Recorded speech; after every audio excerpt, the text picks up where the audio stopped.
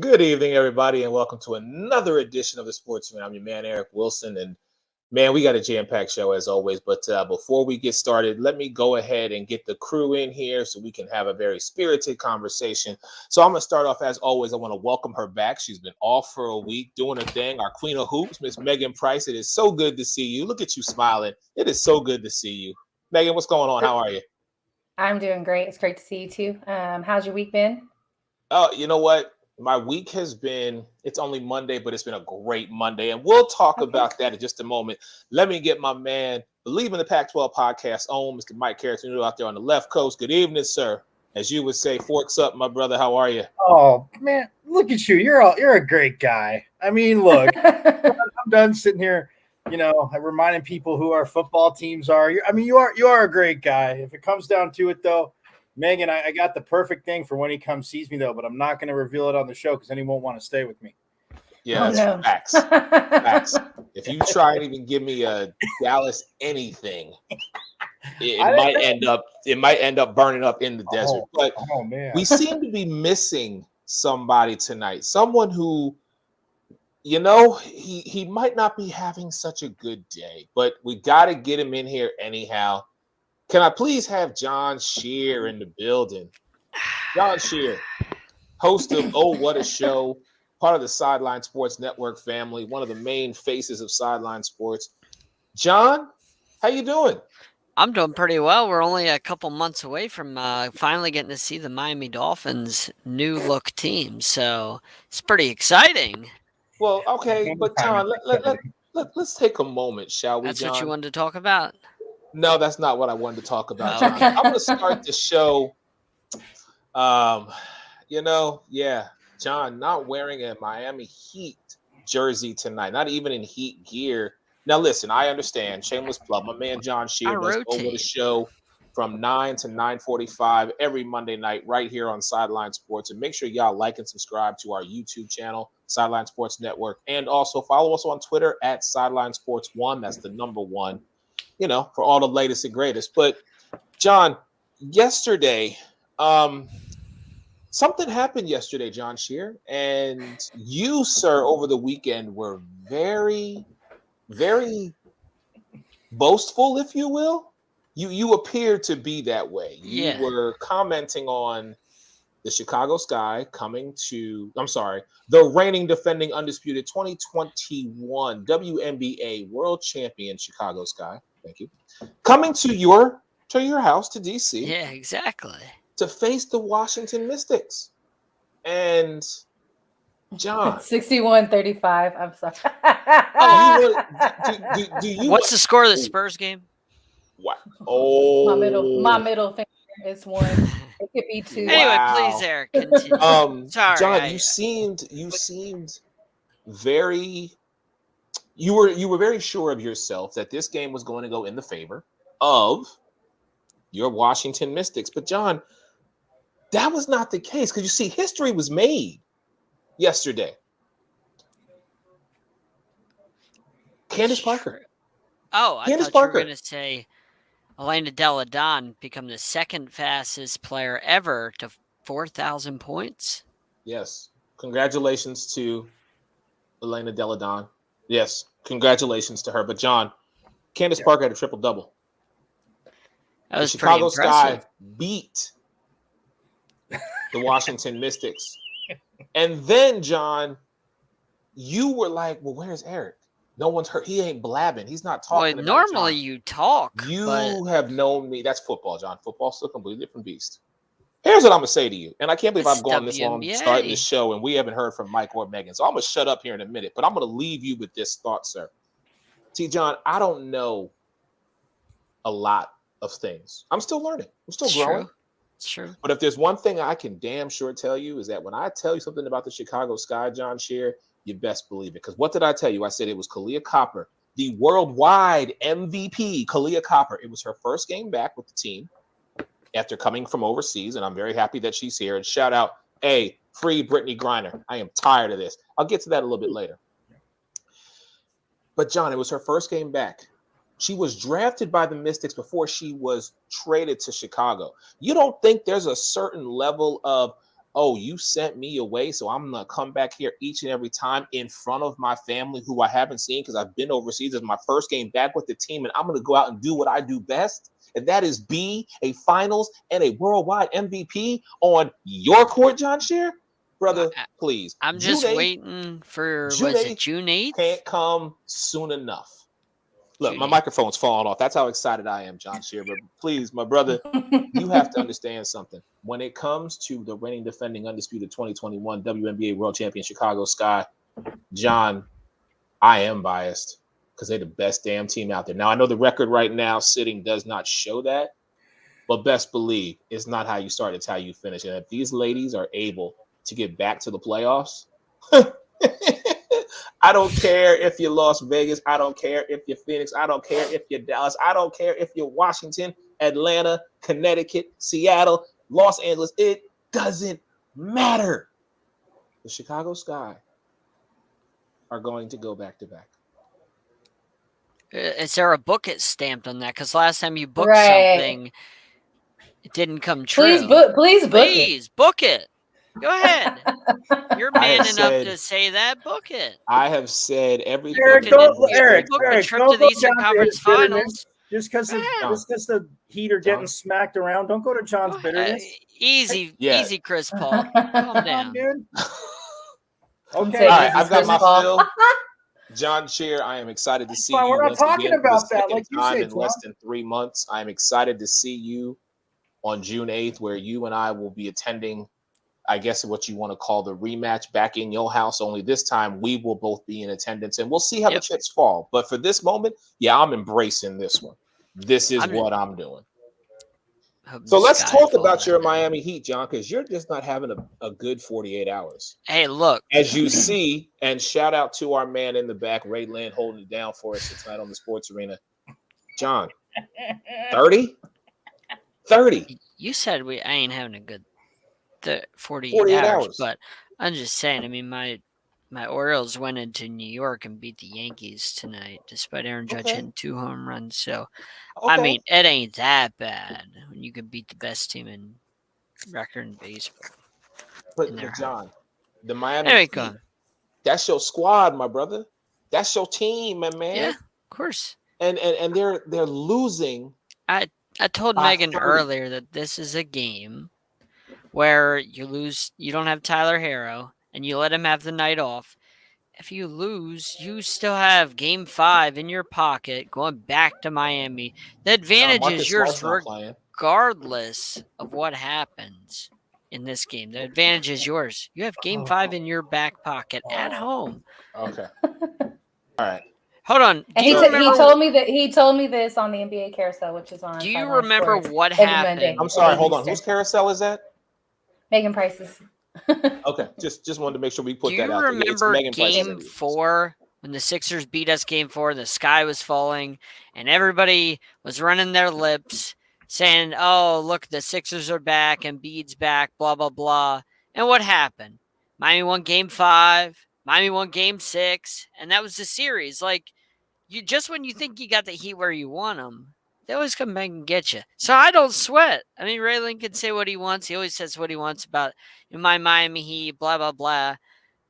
I mean, we're the best. We're the number 1 seed. We got home court. Like, we got that in our back pocket, and I'm not worried. I don't sweat.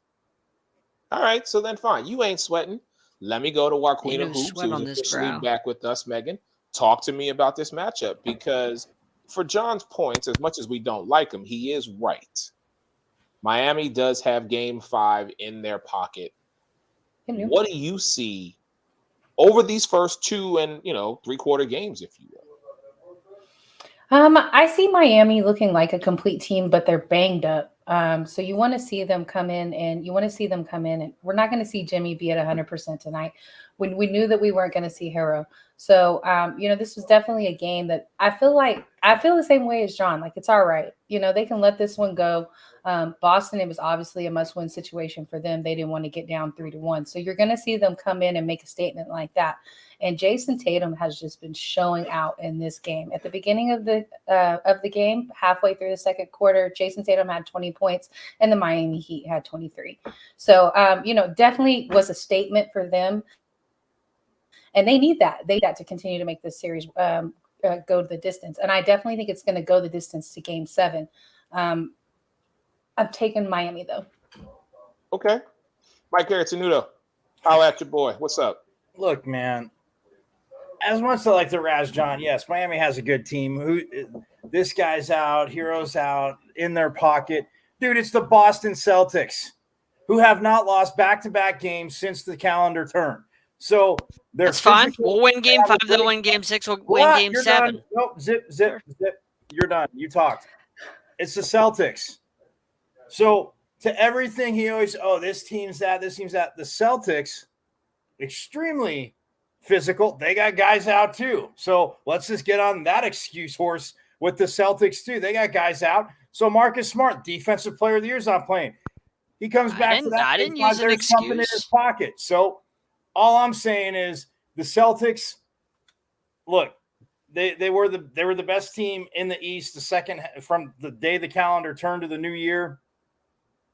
And until if the Heat somehow do beat them, which I don't see, Celtics are going to take this series after the beatdown it is tonight. I'm sure some guys will be a little bit more sore. And if they try to play, I mean, how good is Hero going to be if he does come back?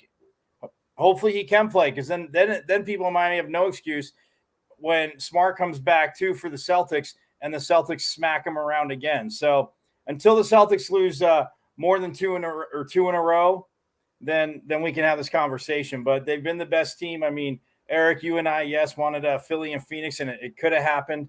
It didn't. No, it couldn't. Maybe next year. Yeah, it could have, John. No. Miami's definitely Rivers is an overrated coach. I went with the Celtics in the beginning of this. Who's an overrated coach? Doc Rivers.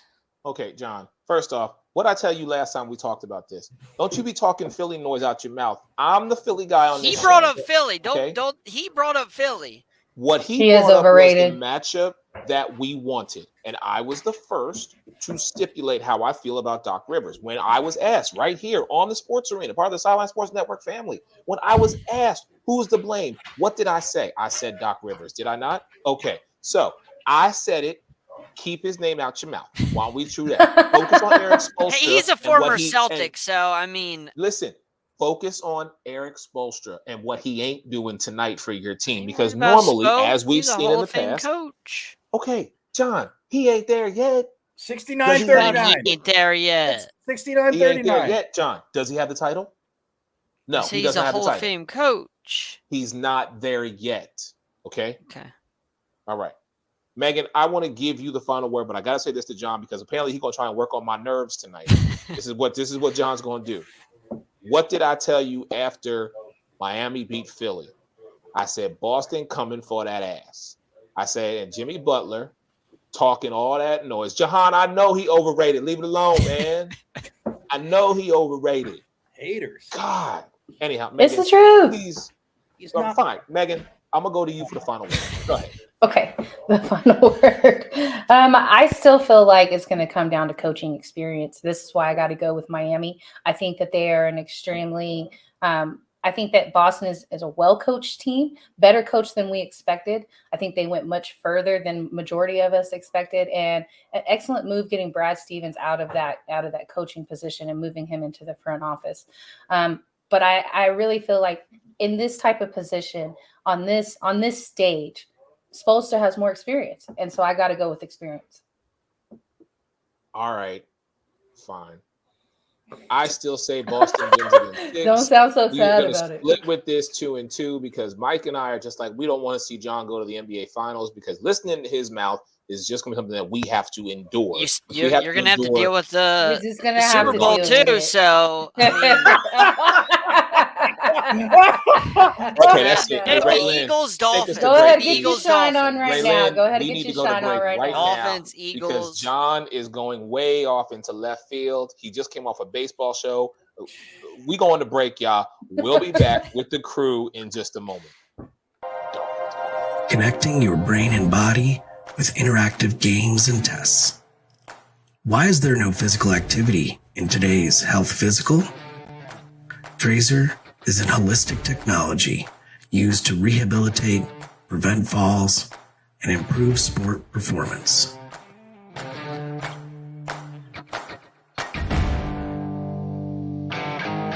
Tracer reports provide you, your clinician, your physical therapist, or athletic trainer objective data to make decisions on your health and performance over time. Measure what matters to change your game. Take the Tracer Challenge. Confidence, growth, connected by Tracer.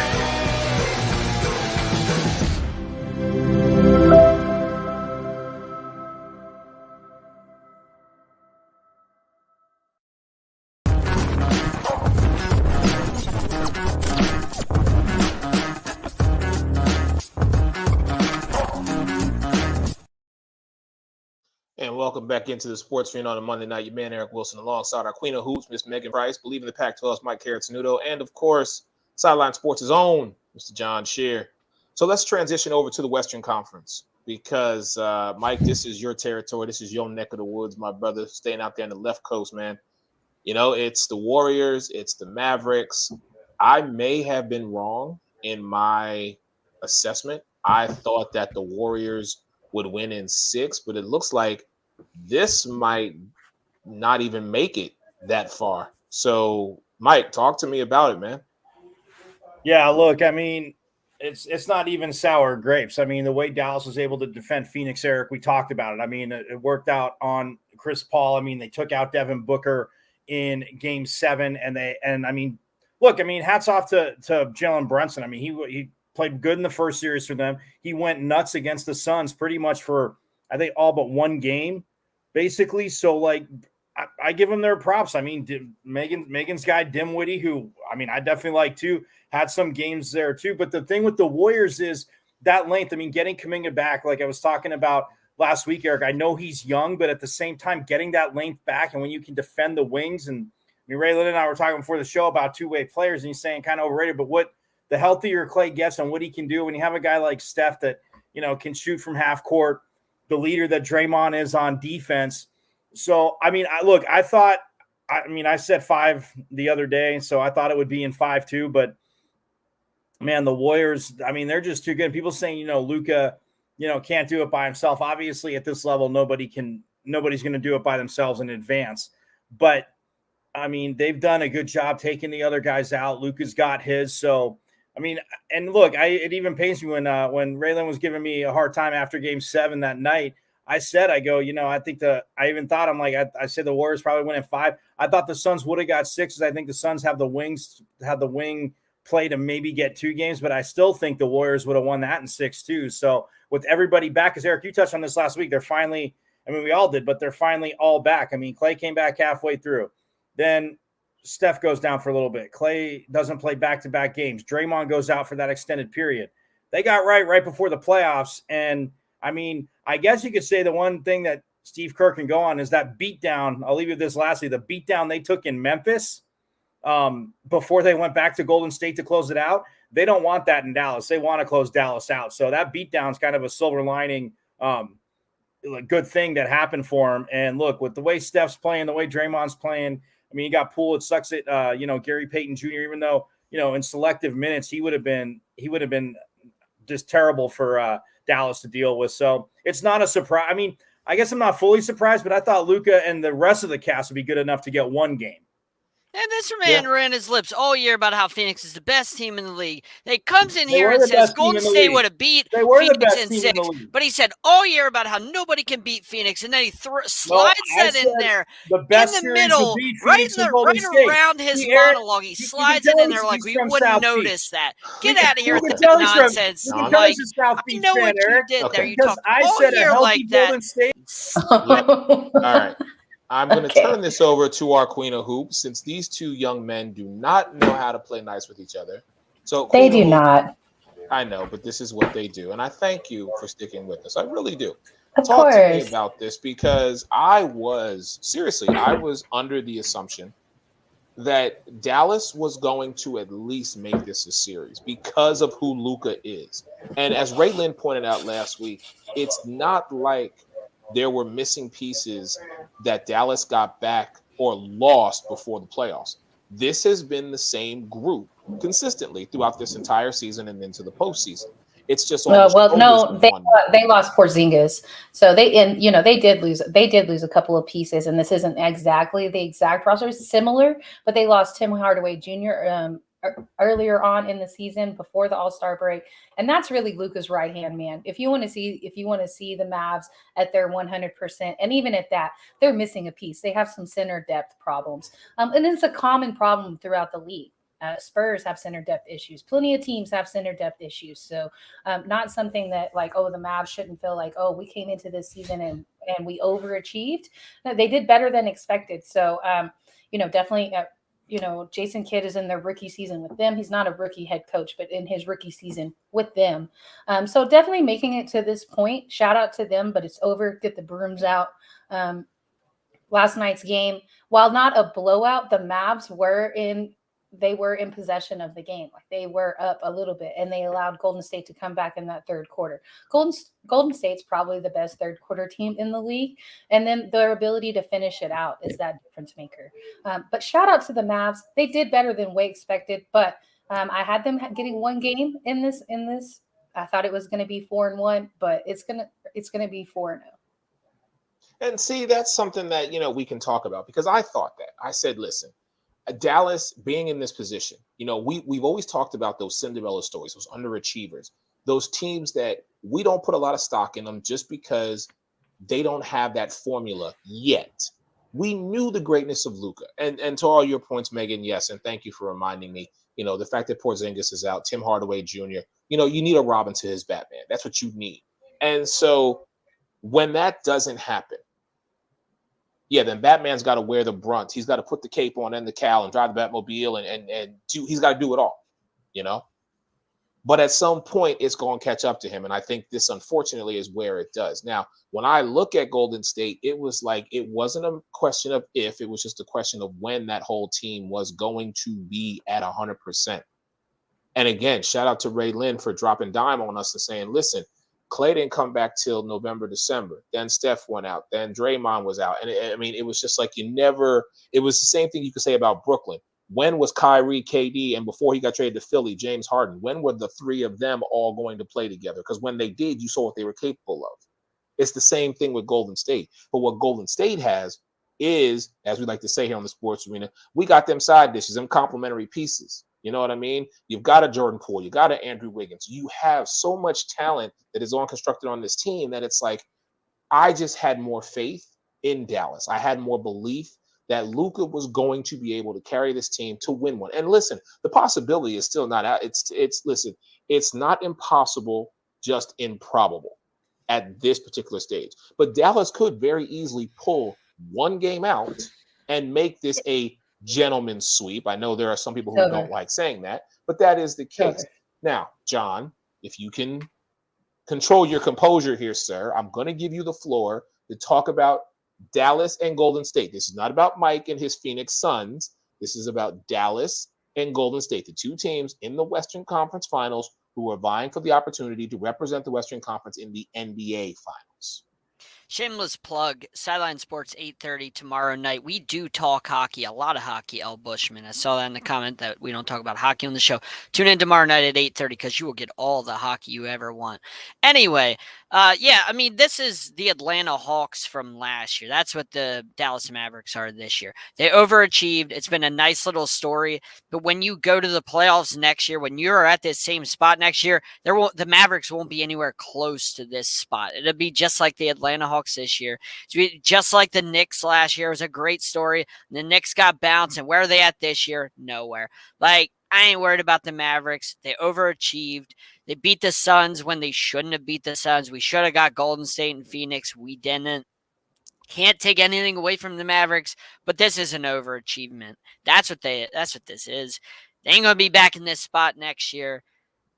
So let's just call it is what it is. There's a reason why Golden State is just doing what they want with them, and Jordan Poole hasn't even really done anything. Klay Thompson hasn't really done anything. There's a reason why we haven't even seen the full Golden State effect yet in this series. They haven't really flashed. They haven't really flexed their muscles. It's just kind of been 75%.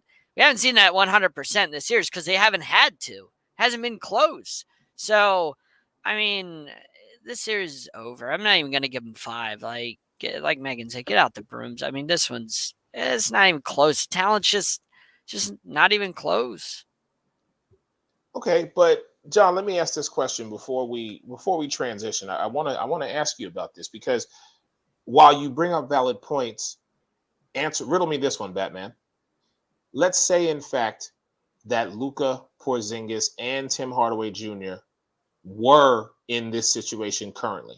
Okay, so it was 100% Golden State versus 100% Dallas Mavericks. In your opinion, John, Golden State in would 5. this be a series? Golden State in 5. You're still saying 5, even with the addition of Porzingis and Tim Hardaway Jr. We've watched this series. Golden State they haven't flexed their muscles yet. Like if they go all out, which we haven't seen Jordan Poole go off, we haven't seen Clay go off. It's just kind of been sparingly. You know what I mean? Like if they really were going all out, this would be even uglier than it already is. Like the talent disparity between these two teams it's not even close. Like you see the Golden State's guys, and when they're at their best, it's hard to beat that. It's hard for anybody to beat that. Like Mike said, it would have been hard for Phoenix to beat that. And the Mavs aren't close to the team Phoenix is. Shout out to Megan. Porzingis, winning matters, but context matters too. There's a difference between Phoenix. Well, Porzingis is not that Mavs. dominant center. Yeah, He's not that Porzingis is dominant soft, big man. Look, yeah, he doesn't even play in back. needed. He doesn't play in back-to-back games. Like I don't think he's that piece that's that difference maker. I think Tim Hardaway Jr. would have made a difference. Right, Megan. And maybe they get one game, maybe 2, just because off of the 3 of them and Brunson's to being able to do his thing. Maybe 2, but Porzingis would have not been a part of that. I agree. Yeah, I think Porzingis, look, his first year, I mean, people just didn't know how to, again, not that it's the NBA, Eric, they didn't know how to guard him, and he was getting to spots and hitting crazy shots. He'd go down low. But to me, like, yeah, Hardaway Jr. would be more of a thing. But yeah, I mean, Porzingis, I think, was just becoming too much of a crybaby because Luka, whether he was taking the spotlight, Luka was delivering and scoring. So all I know is maybe it would have gotten to maybe 6. I can't see it though. I'm still saying in 5, even if he's there. All right. Listen, I'm just saying, if we put these teams together and we put them both at 100%, I'm not saying that Dallas is going to upset Golden State. That's not what I'm saying at all. But I say it would at least be a series. This is what I hoped it would be with Luka and the talent that he has around him. But John is saying even with them at 100%, it doesn't matter. And yeah, I just find that. I think we're all saying that. I think we're all saying okay. That. All right. I'm not. I'll be the odd man out on this one. You're bringing up like Tim Hardaway, and I'm looking at his stats, and the guy averages about 14 per his career, but he doesn't rebound. He doesn't assist. He doesn't do anything you're doing per his career. Look at what he's done he doesn't. I'm looking seasons. at his stats. He's done nothing in his career outside of scoring. He doesn't rebound. He doesn't assist. He doesn't do anything statistically besides score. So what is he really going to add? He's just shooting guard, and he's able to take some of that pressure off of Luka. I know, but as a player, you got to be able to do other things than just put the ball in the basket. You know what I mean? Well, like, what else do you bring? Yeah, y'all love role players. Y'all love PJ Tucker, right? There's a role player. Yeah, he rebounds. He does dirty work. He rebounds. Like y'all love role players on here, so I mean, she's just taking her shots. There's another role player. I ain't even hear Derek Fisher's name yet. Not apparently the most losses in NBA history for any player. Saw that useless stat today. Oh, all right. Listen, you're welcome. Let's take another break, and again in the comments, and we'll get to that later on tonight. We do want to show love to the Tampa Bay Lightning. They have swept the Florida Panthers and are going back to the Stanley Cup Finals. So 813 is rocking about 40 minutes from here. The Eastern Conference Finals. Eastern. Thank you, Mike. Sorry. Eastern Conference Finals. What'd I say, Western? No, you said the Stanley. You said you ready. I said they're heading back to the Stanley Cup. They're not going to the Stanley Cup. Stop it, Eric. We're going to stop them. We're going to beat the Rangers, and then we're going to knock them out. Yeah, they're going to the Eastern Conference. These stupid Finals. Lightning. Oh, okay. See, I'm tired of this nonsense. Second round. I'm thinking that both leagues are in the same, like the. No, the yeah. Stanley Hockey started. Actually, this is one of the few years hockey started later. But I mean, look, you're Eric. it's a normal, unfortunately for me, being a Devils fan, it's a normal brain fart for you to have down there the last few years because they just keep going to the finals. So they keep getting the Stanley Cup finals, but they're headed to the Eastern Conference finals. And if John, whoever gets there is going to get beaten down by him anyway. Who would it be? It would be the Rangers, would it? Rangers or Carolina. Don't start with that nonsense, Eric. You're gonna dog my team like that. You're gonna dog my Hurricanes like that. You're gonna come on this show. You're gonna dog my Hurricanes like that. We're currently winning the series, and you're gonna say the Rangers already beat them. John, listen. That's my team. You weren't having that. Okay, John, you weren't having a good 48 hours because your Heat are down still, and the fact that the Sky beat the Mystic. So I didn't want to pour salt into an open wound, and your Hurricanes lost yesterday, John. So, I mean, listen, you want me to sit up here and try and tell you and give you some hope. Here's what I'll say to you. There's still a chance. We don't know what's going to come of it, but there is still a chance, John Scheer. Thank you. But, I mean, listen, I've seen the Lightning play, brother. I know what this team is capable of, all right? So, bro, I'm just letting you know. Eastern Conference Finals, whether it be your Carolina Hurricanes or whether it be the New York Rangers, shout out to our man Jake Malik, to me, it really doesn't matter. I'm just saying. Same. John, I love you, brother, but maybe if you was in the Western Conference, you might have a chance, but it's the Lightning, bro. They don't call the 813 Champa Bay for nothing. I mean, come on, man. Facts. You got to call it as you see it, John. Ooh, smack. All right. Smack. We're going to take another break. When we come back, we are going to talk some WNBA. Also, we're going to talk Mr. Nick Saban. I was wondering because I was like, are we just talking Chicago Sky? Because I got some things to say. About what? The W. I got plenty to say. We're going to talk about, listen, we're going to talk about the W when we come back. More with the entire crew. And again, shout out to my man Ray Lynn in the back, man. Take us to break, brother.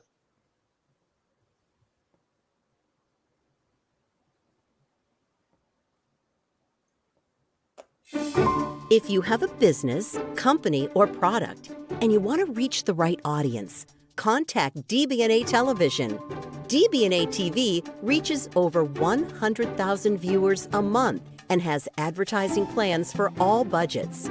You can see your ads running on Roku TV, Amazon Fire, On Demand, and dozens of other top platforms for only $1 a day.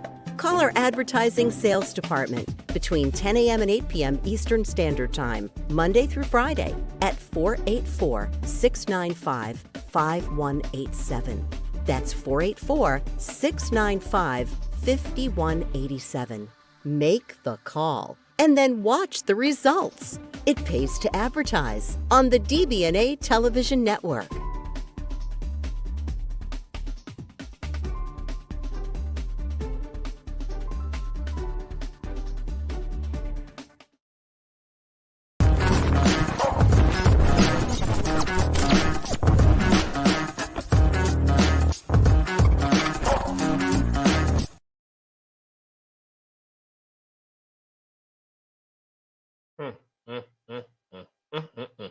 Welcome back into the Sports Train, ladies and gentlemen. Your man Eric Wilson on a Monday night with the entire crew. Our Queen of Hoops, Megan Price, Mike Carrot-Snudo, and of course John Scheer. John, it's the fourth quarter, man. What's your Miami Heat gonna do, brother? I told you. I mean, this game really doesn't matter. We got the game 5 in our back pocket. No, never mind. No, John, it don't matter. We're gonna move on. Let's go on to the WNBA, shall we? Because we did start this show tonight talking about how the Chicago Sky and Candace Parker's with her triple-double. Oh, by the way, she was also named one of Time Magazine's top 100 influential people. So shout out to Candace Parker. What? What do you mean you don't know how? You know what? Get up. You done. You in timeout. I'm not talking to you right now. I am not talking to you right now. She made 2K. She made the cover of 2K. Like, she's a champion right now. And John's just going to sit up here. You see, this is what he do. NBA TNT, like. A game in the Eastern Conference Finals doesn't matter. You should have kicked them off for that one, Eric. I know. Queen of Hoops, this is another one of those moments where winning matters. Yes. So Queen of Hoops, talk to me about this because, again, and we're going to continually say it here on Sideline Sports and the Sports Media, man, free BG. This woman has been over in Russia way too long. And, It's a travesty. It's ridiculous. Oh, Eric, before I forget, I just saw Robin Roberts is interviewing her wife tomorrow on Good Morning America. I just saw it before we came on, and I meant to say it in the beginning. Sorry, I didn't mean to cut you off, but you're interesting with Robin Roberts tomorrow morning on GMA. Perfect. Well, and I know that she's been able to talk to the consulate twice in the last week. So I'm Mike, is there context to this potential interview? What do you mean? Is there is there an idea of what they're going to be like? Oh, what she's going to ask her? I just saw the promotion. It was on during Sports Center, like when they were doing the NBA hits, and then when I went over to ABC to watch the pregame, I saw 2 commercials for it. Okay, so I didn't know if they kind of previewed. No, they just said it's the first time she's talking to anybody. She's talking to Robin Roberts. Okay, awesome, good. So yeah, Queen, talk to me about this. Talk to me about the W, because I know you've got some insight into stuff. You know me, I'm biased when it comes to the W because I got love for a team that, they're the reigning defending champs. What more can I say? Oh, I love that sticker we got up there. Yes, shout out to my man against Raylan. Thank you for that, brother. Yeah, I love it. Definitely. I mean, we might as well start with Derek Fisher getting beat right now, 44-19 with 9 in the second quarter left. Let's see. Jackie Young got 14. Asia Wilson got 14. Nobody is in double digits on the Sparks. I am so sorry, Ray Lynn. Who are they playing, Meg? Las Vegas. The Aces. They play in the Aces. Well, listen, that's Becky Hammond all day long. I got Becky Hammond. And you know that entire team is like, we ain't letting Liz do anything tonight. Okay? Right. That's a – but when you have the best record in the league and you're coached by, even though she's a first year in the W, but she came from the NBA with that experience, plus she played the game, man. So Vegas is the team. If you watch their videos on Facebook, they practice with men all day long. That's what Becky has them doing. So I think she just has that physicality, because when they lost Liz, they lost that size, that center depth. And what you saw has happened is De'Erica Hamby is now starting, because obviously you wouldn't have Hamby starting if you got Liz there. But she's been able to start. Her and Asia both are just eating in the post. They're in double digits on the boards every single night that they play. We saw Asia Wilson reach a career milestone. I don't know the exact numbers. I should have written that down. But she hit a career milestone in this past week, so shout out to her as well. I think the Aces are very dangerous. One team that's quietly winning and nobody's really talking about is that Connecticut Sun. They had that addition of Courtney Williams, who was a part of the ATL Dream last year, and then she had an incident outside of basketball, and the team ended up cutting her at the end of the season. But had Arike not won MVP of the All-Star game, I think it would have been Courtney Williams, because she was the next top scorer. Like, she was an excellent guard. She's an excellent shooter. She's really dangerous. She looks happy over there in Connecticut. So I think that they're still a really dangerous team. People just aren't talking about them very much.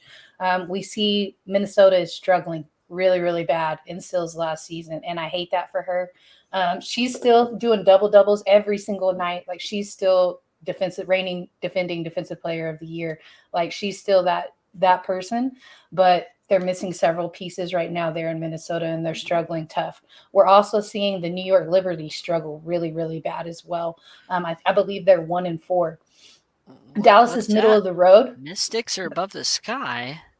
Oh, Eric, okay, do you see that? 3, and I think 3 is better than 6. Right now, Dallas is sitting at number Megan, 5. I'm sorry, John. You only had one loss, and you just got your second. Okay, if you look at the streak, my brother, you're on a losing streak. So I'd be our careful. Record's better than yours. John, it's a well, and that other loss was to Dallas as well. Don't forget that. Exactly. So, John, I have a question. Did the Commissioner Cup games, do they count towards your standings? Yeah. Or is it separate? Yes. Oh, yes. This is just separate. The Commissioner Yes. Cup games are separate, but they still count towards your standings. They count towards it. Okay, that's what I was curious. I didn't know exactly how, because absolutely. I'm new to the Commissioner Cup Yeah, stuff. the regular season Right. games, they just added the Commissioner's Cup, but it's still a regular season game. So Okay, gotcha. Right. yeah, it's overall Okay. record. Okay. So last week for the Wings, we started out the week losing to the Mystics 84-68. And it's a tough game. Mystics looked really, really tough in that game. Elena Deladon had an excellent game. Natasha Cloud is super serious over there. I think this is going to be the best playoffs, Megan, that the WNBA's ever had. I agree. I mean, not to interrupt you, but I think that agree. these are going to be the most competitive. I mean, just looking at like what you're like talking about with the Aces and the Sun and the Mystics, and the Wings, and even the Dream got better, and the Sky. I mean, it just, and I'm not even talking about the Storm or the Mercury. Like, I feel like there's some, like, the playoffs are going to be so competitive this year. Get your popcorn ready, man. Like, that's just what I thought of when you said that, because there's just so many good teams. Like, the parity is, the parity's there. I completely agree. And I don't get mad at the drama, because I think that, what we saw last season between the Aces and the Mercury, I think that helps build the storylines. It was a series where the last 3 games of the series were sold out. So shout out to those Vegas fans. They always show up for their team, and they love their team. Even though I know that there's some people that do not like the Aces, Mercury fans, so definitely pick up your popcorn. I think it's getting real interesting. I expect to see Dallas do big things. We got Satu Sabali back also. She also won her Turkish League. She's a champion as well. So she played her first game this past Saturday when we beat the Lynx. Now we got to play the Connecticut Sun back-to-back. So we'll see how that goes. I want to see how we match up against a team of that caliber, and go from there as far as my opinions on Dallas. But I think that we're starting to get into our rhythm. And our new guard in Veronica Burton, I'm impressed with her. I think there's still some development to do, but I'm very impressed with her. And I think that she's in the right spot as far as she's starting. So when I'm just going to take a quick page out of this, and I will go to Mike, and then I'll go to John as well. This league, especially this year with the expanded regular season, it speaks to not only a level of attraction, but it speaks to a level of progression. And this team is really about to, this whole entire league, not this team, but this whole entire league. Listen, when I look at Chicago, y'all know how I feel. I mean, let's just call it what it is. Y'all already know it's my team. I love them. I mean, listen, they're right here. That's all you need to see. Nothing more needs to be said. But I will say this. The Chicago Sky now at 100%, to me, this is when the season starts, because now everybody is kind of back from playing overseas in their commitments. So I think beginning next week, as all these teams now are at full strength, and, those who unfortunately were let go or cut, hopefully they get picked up somewhere, a la Chelsea Gray, who did sign with the Aces today. This is where we really begin to see who separates themselves. And after what I've seen, both with Allie coming back and then Kalia coming back, you added an Emma Mieseman, and it's like, wow, Candace was right when she said we had not seen the best Chicago Sky basketball, and I think that's what we're going to see this season. So I'll turn it over to the Phoenix Mercury, and the Washington Mystic representatives on here. But that's just, and gentlemen, we got to talk Nick Saban, so I'm going to let y'all go. Well, I'll say this: the Mercury, again, a slow start, and it's kind of, again, I think the Brittany Griner thing, I mean, just from seeing the press conferences, I mean, they dealt with some injuries, but again, it's early in the season. Again, the team can definitely find each other. I mean, Skylar Diggins-Smith, Eric, you know how big I was on that signing last year. I mean, before last season. And then, I mean, to get a Diamond DeShields to come in. Look, I mean, you're right. It's going to be tough. I mean, Vegas is playing obviously great right now. And the Mercury took thanks for rubbing the salt in the wound, Megan, for my happy weekend. The Mercury took a 20-point beatdown from the Aces, but that put a little bit damper in my weekend. But the good news is the Mercury's next game, Megan, I'm going to leave it on this, is against the Sparks. So I definitely know who you're rooting for in that game. So I always appreciate, the Queen of Hoops love there, Eric. So I'm always rooting for the GOAT. I'm always rooting for the GOAT. Absolutely. But no, Eric, I'm with you. I mean, players getting picked up. And again, I know it's not even about the whole money discussion, but I think it's definitely time for expansion, because, and I don't mind having deep loaded teams, but it's just insane when you see some of the people that are not there that could definitely contribute. But I mean, they're getting beat out. So it's time for expansion. But for the Mercury, man, I'm not worried. I mean, what your Chicago team was what, 500 going to the playoffs last year. So look, they'll find their stride. They're the Mercury. John, you can laugh all you want. The 16 Mercury and 16. have found their stride before and won championships. So again, if your Mystics do it, I'll tip my cap to you. But going through the Sky and the Mercury, Eric, I think the Mystics will have some trouble. Just saying. I can't say the Mystics are winning the championship. I don't know who is because, like I said, the parity in this league is so great right now. I mean, we just looked at the standings, and you could name 6 to 8 teams that really have an opportunity to go into the playoffs and make some noise and even win the championship. So, I mean, like I said, look at the Aces, the Sun, the Mystics, the Dream, the Wings, the Sky. Like, that's 6 teams right there. Then we didn't even mention the Storm or the Mercury, who you can't leave out either of those teams. And we know what the Liberty with their new look are capable of. The Fever got all them draft picks. The Sparks are right there. Like, I know record-wise they're a little bit down, but the Sparks are still there. And then the Lynx are just a disaster. So, I mean, other than the Lynx, everybody else, like I said before, the Fever are going to be a couple years away with all their people. It's going to be a couple years before they develop. But this is what's great about the WNBA, that there's so many different teams that can go and win it. That's going to make for a fun playoffs. Got to go out and support the WNBA. Because like Mike said, with only 12 teams, it's kind of like playing fantasy football and you only have an 8-team league.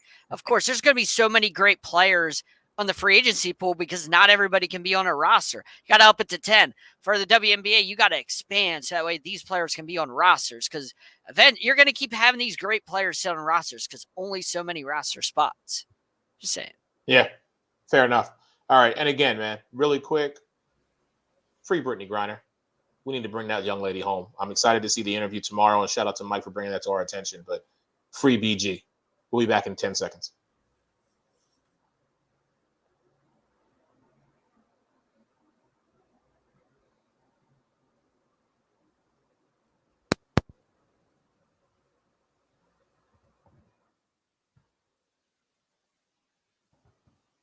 Welcome back into the sports arena. All right, our last topic of the night here. So, I very rarely talk college football when college football ain't going on. But when Nick Saban, arguably, in some people's view, one of, if not the greatest head coach in college football, goes out and speaks in a manner of which I maybe am not accustomed to listening to this man here, talking about how coaches, Jimbo Fisher, Deion Sanders, are paying to have players come to their school as opposed to going to Alabama.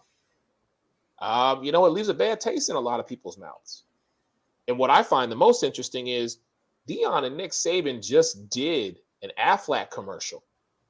And then all of a sudden you want to kind of throw shade on a brother like that? But I think Deion's response was the greatest. Deion said, listen, Nick Saban used myself, referring to Deion Sanders, and Jimbo Fisher as pawns so that he could go to his boosters as a plea for them to step up their game to make sure that the top talent in the country winds up at Alabama and not at Texas A&M or at Jackson State. So I want to hear from the three of you about this. And I'll start with John Shearer on this one. Yeah, I completely agree with Deion Sanders on this. He's 100% right.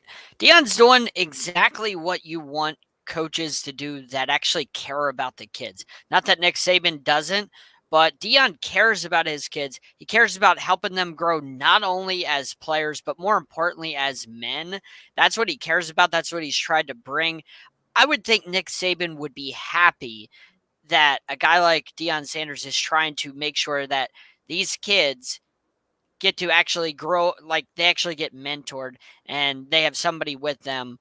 That's not just Nick Saban, but it's a smaller school, an HBCU type of school that is getting the mentorship. Like you would think Nick Saban would be happy about that, but no, he takes it personal because for him, it seems like it's all about the money. And this guy, at least in my opinion, has been paying these players for years. Let's not ignore that. You've been doing this for years. You've just been doing the backdoor thing. Now it's legal with the NIL deals or whatever, and you just can't keep up. You just can't get with the times because you have no idea how to handle this. And now everybody else is doing it legally when you were doing it illegally for all those years. And now you mad because everybody else is trying to get a piece of your pie that you've been hiding that pie for years, and now everybody else finds out there's pie, and so they get a piece, and now you're upset. Get out of here, Nick Saban. I hate this guy so much. Like, he's such a clown. I'm with Jimbo, I'm with Dion. Like, get out of here, Nick Saban. You're a fool. You're a clown. Get out of here. Nonsense. So let me go to the coming Queen of for Hoops. You. Gator child coming for your ass. Let me go to the Queen of Hoops and ask her this question. A lot of times, if you're a, quote, disgruntled employee, sometimes when you transition, that's when you spill the tea, if you will. You know what I mean? Right. It's like when you're working under somebody, you kind of mind your P's and Q's, and, you just kind of just ride the wave. You enjoy the success. You take the brunt of the failures. But then you also get an inside view of what's behind the curtain, which Jimbo Fisher had. So let me ask you, Queen of Hoops, when you look at this situation, is Jimbo Fisher snitching on Nick Saban? No, I think it was the exact opposite. I think Nick Saban was trying to snitch on him. I think he called him out, and Jimbo defended himself, said it was lies, said that they were baseless lies, that in fact he only has one recruit or early signee who has an NIL contract right now. I think that Dion handled it in the best way possible, in the classiest way possible, because how could you not want to see a HBCU build their program up and what he's done for that program and how amazing that is? No, absolutely. If you are going to call that out, you're a complete and total hater. And he has lost his mind. The whole reason the NIL is around right now is because they forced it, because they were getting paid under the table all these years, just the entire time. And the NCAA made so much money off of this. We've seen so many coaches retire because they don't know how to handle this, because they've been doing it dirty for so long. So if anybody should be called out for this, it absolutely should be Nick Saban. So who are you to throw somebody else under the bus? When you've had the top recruiting class for how long? 15, 16 seasons? Like, absolutely, you're the one that should have been called out. Instead, you're airing somebody else's dirty laundry out when you have skeletons in your closet. So he lost his mind, in my opinion.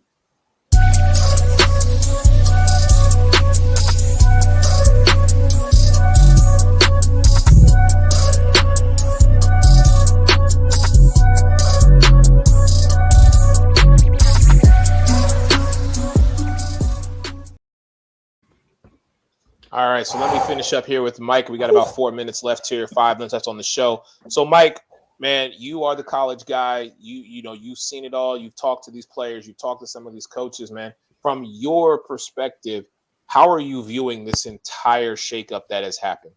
Well, Eric, Megan, and John bring up great points, but they did the Cliff Notes version of a lot of it. And like you said, in 5 minutes, this is a whole nother show topic conversation. Yes, everybody knows it was always a dirty secret around that, certain boosters, certain programs, boosters are, greasing, if it's not straight cash, it's money. If anybody here's the thing, watch the 30 for 30, the Pony Express. You'll understand how it started and why SMU got the death penalty. But in this case, yeah, Nick Saban is crying a little bit. Jimbo Fisher is too. The NIL is a good thing, yes. And the only problem is, and very few have said this, Eric, and I said this from the beginning, is every time we talk NIL and how it needs to be adjusted, everybody talks about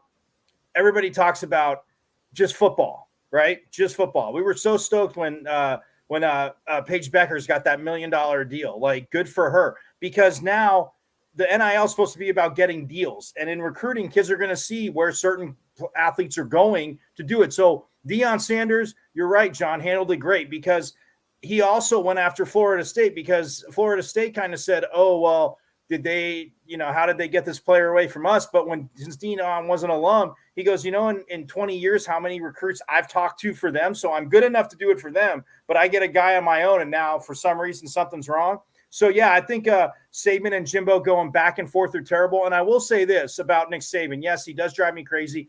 Is he a great coach, Eric, like you said?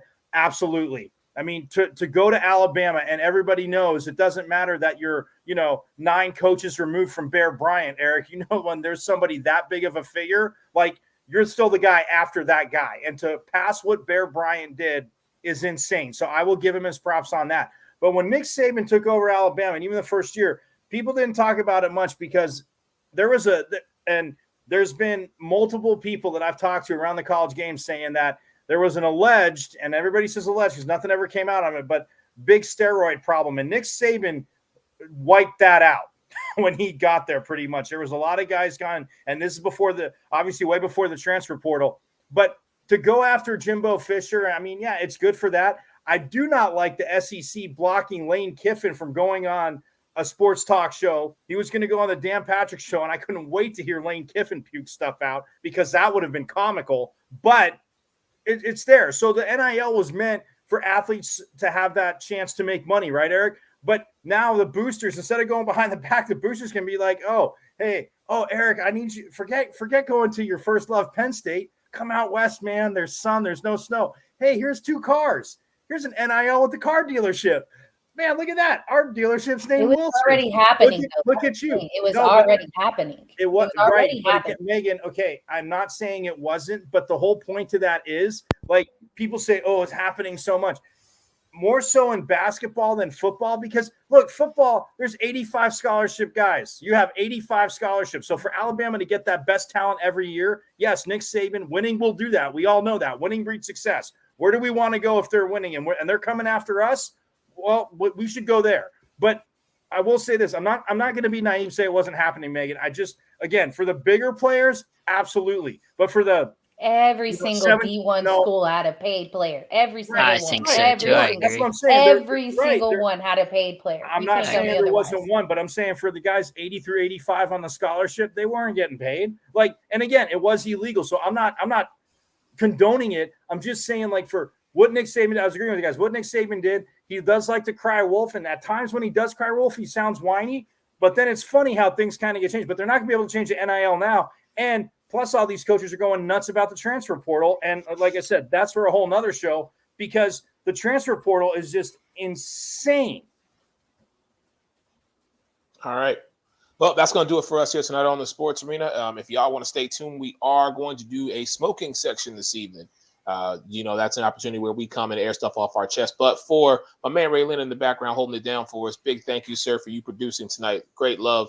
Mike Harrison will be in the Pac-12. Megan Price, 806 in the sip-off. And make sure you check out John Shear tomorrow night, 8:30 p.m. Eastern, Sideline Sports.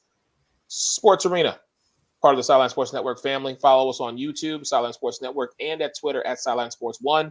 We'll see you guys on Wednesday. Stay tuned for the smoking section.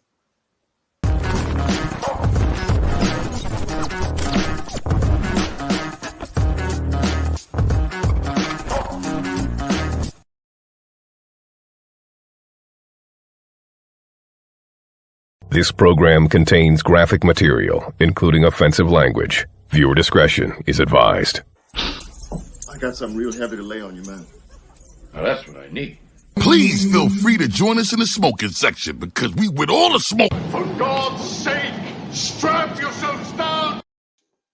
Ladies and gentlemen, welcome into the smoking section. This is an opportunity where we air our grievances out. And as I always say, this is not for the weak of heart. So if you are easily offended or squeamish, this is not the place for you. So I think unless our Queen of Hoops, let me just bring her in really quick. Miss Queen of Hoops, do you have anything this evening? No? Okay. That being said, I guess I'm going to turn this over to my man, my brother, Mr. Michael Caratanudo. Oh, yes. Yes. Thank you, Eric. Thank you. So this last weekend, a lot of people here on Sideline Sports Network know that I was covering the Tempe Regional. And yes, because ASU was hosting it in women's softball. And there is a team out here from a conference that many of you know that I have much disdain for, respect when they win, but don't respect their talk a lot. And this is why I don't respect their talk a lot. So if we could roll it, let's go. Matchup-wise, honestly, like our hitters are going to be a really good hitters matchup against them. Like, I don't think they're going to out-hit us in any type of regards. And honestly, I think our pitching and defense is going to hold it together a little bit better than theirs. We've played in the SEC a little bit, Pac-12. There's a few opponents that they can slide by in the SEC. There's no slide-by opponents. So I'm really excited for this team to go out to Tempe. Shout out to WBRZ there in Baton Rouge. Georgia Clark. Yeah, this is what happens when you hang around the SEC for too long.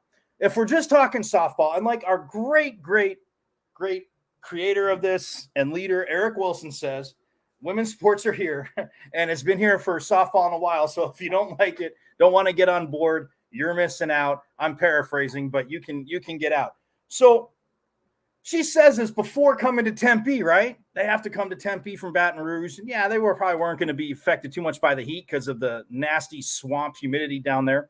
But Georgia Clark, are you kidding me? This is the problem with the SEC, thinking they're the best in every sport. They won championships in football. Okay, that's fine. Tip their cap to them.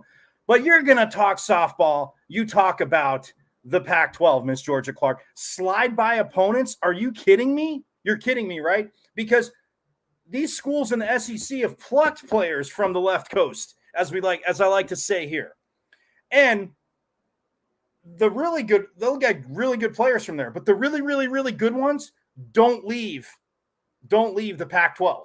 Pac-10 back then, Pac-12 now.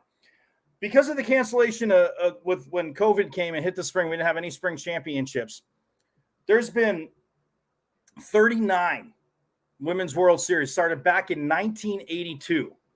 And I'm not going to go through every single winner, but the Pac-12 has won 25 of the 39, including some runs that were just insane by both UCLA and Arizona.